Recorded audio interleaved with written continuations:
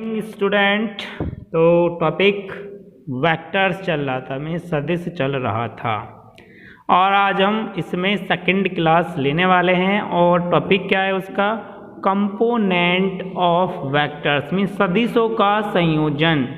अब सदिशों का संयोजन कैसे करते हैं?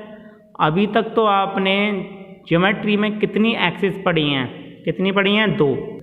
लेकिन अब यहाँ पर जो हम पढ़ने वाले हैं 12th क्लास में, 11 तक तो आपने 2 पढ़ी हैं, लेकिन 11th क्लास में आप कितनी पढ़ने वाले हो? एक्सिस 3 एक्सिस पढ़ने वाले हो, मीन्स 3 डायरेक्शंस पढ़ने वाले, उसको बोलते हैं 3D मीन्स 3 डायरेक्शन।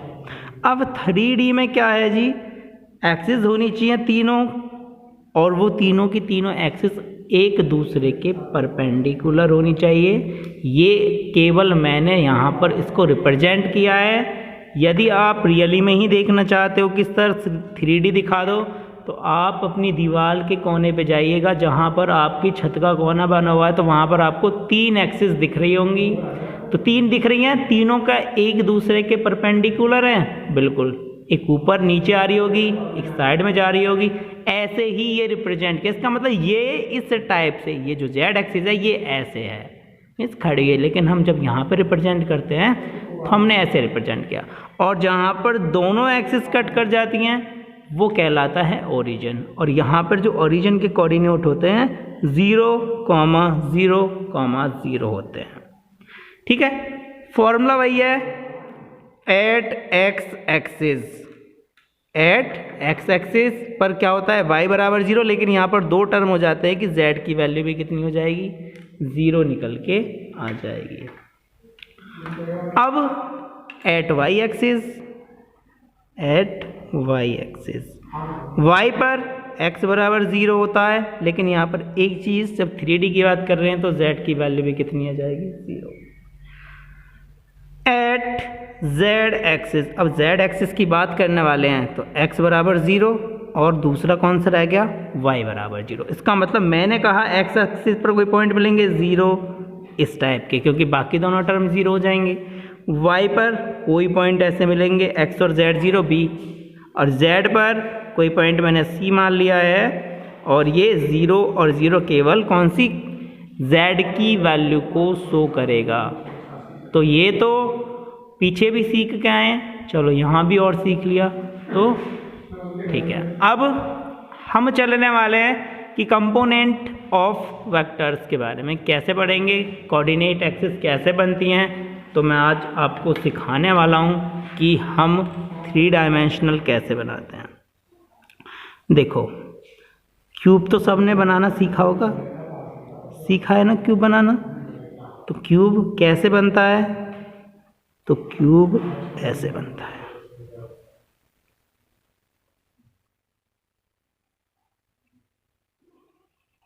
तो ये क्या बना, हमारा एक क्यूब बन गया, जहां हम आपको दिखाने वाले हैं कि कौन सी वैल्यू यहाँ से कैसे निकल कर आती है।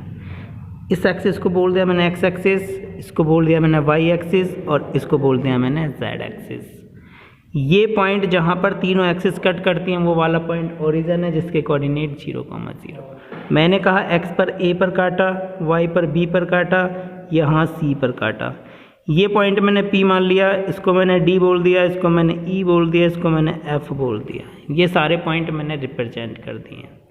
अब जब 3 डायमेंशनल की बात आती है तो 11th क्लास में आपने ऑक्टेंट पढ़ा होगा। तो ये कितने पार्ट्स में डिवाइड हो जाते हैं, 8 पार्ट में ये डिवाइड हो जाते हैं, और सबके साइन भी मैंने 11th क्लास में आपको बताए होंगे।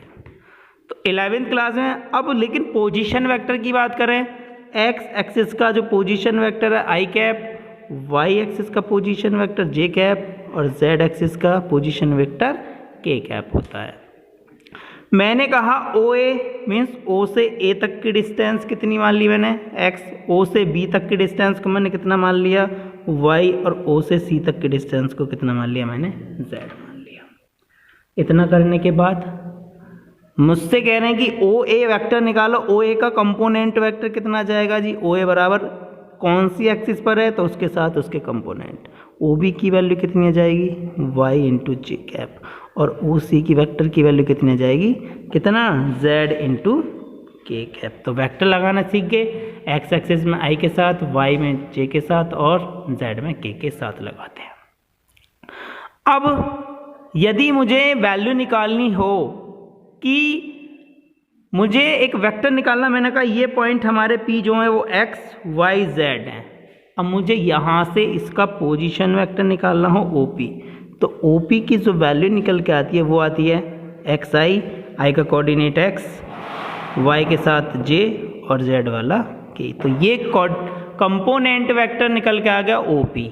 ठीक है, किसके अलोंग निकल के आया वो तो सब आपको ऊपर ही दिख रहा है, मैंने कैसे कैसे कहाँ कहाँ बताया, कहाँ जे लेना कहाँ के लेना है। एक्स के अकॉर्डिंग आई, वाई के जे और जेड के कैप लेते हैं। ठीक है, जहाँ ये क्या चीज़ हैं, आई जे के यूनिट वेक्टर्स हैं। क्या ये यूनिट वेक्टर्स, क्योंकि इनके ऊपर कैप लगा हुआ है। मैंने कल आपको बताया था यूनिट वेक्टर्स क्या होते हैं, जिनके ऊपर हम कैप लगा देते हैं वो यूनिट वेक्टर होते हैं, जिनका मैग्नीट्यूड जो होता है वो कितना होता है 1 निकल के आता है। तो कंपोनेंट वही है एक्स वाई जेड।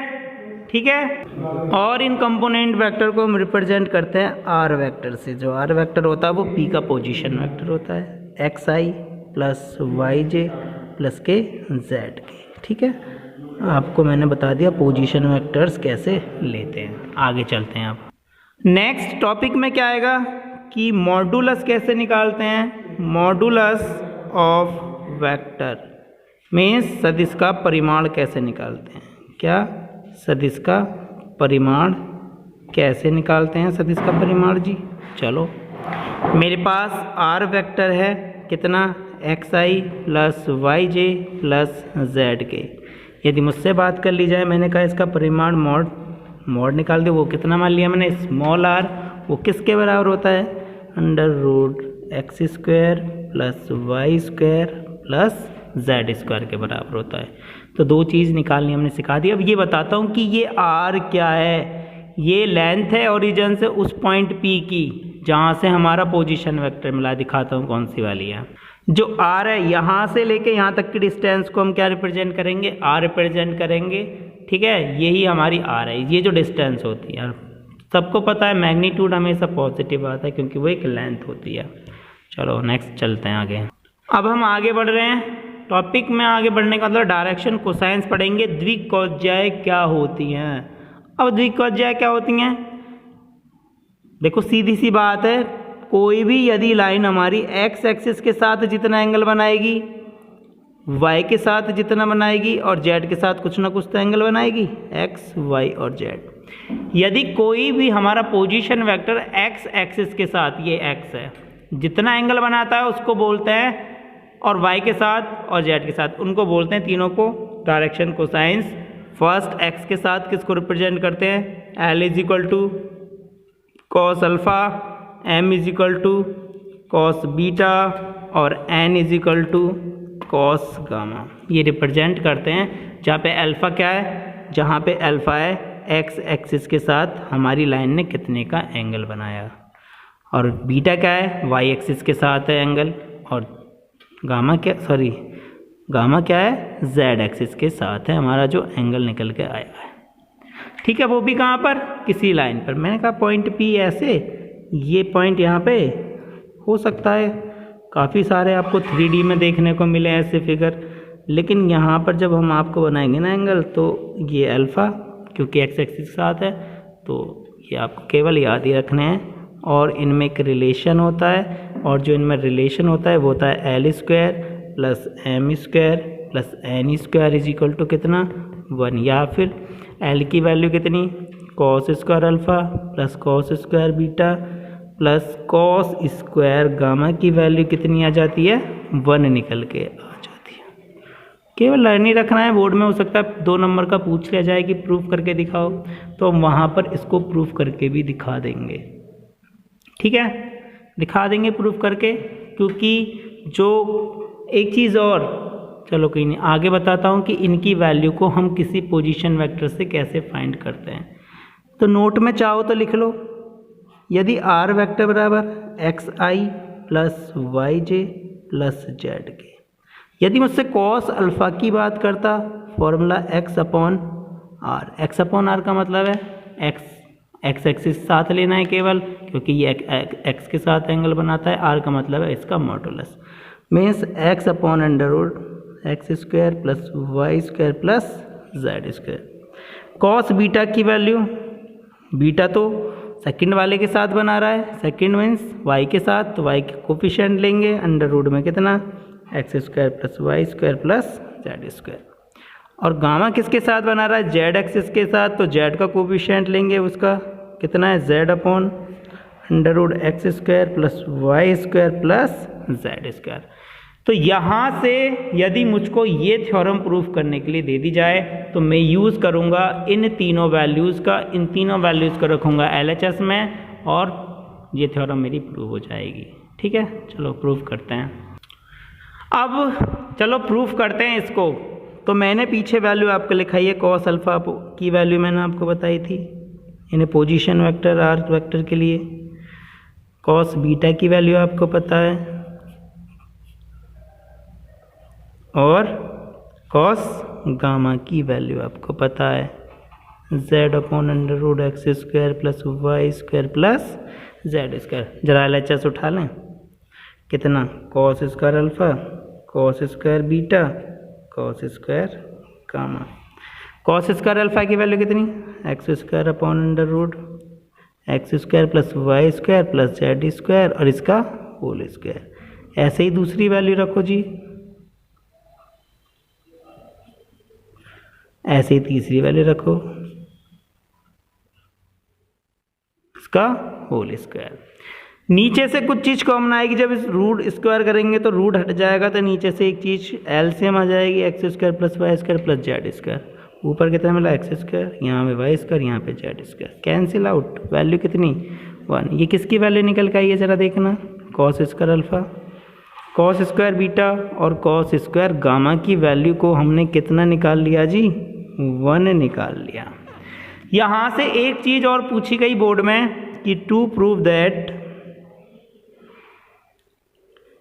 कि sine square alpha plus sine square beta plus sine square gamma is equal to कितना 2।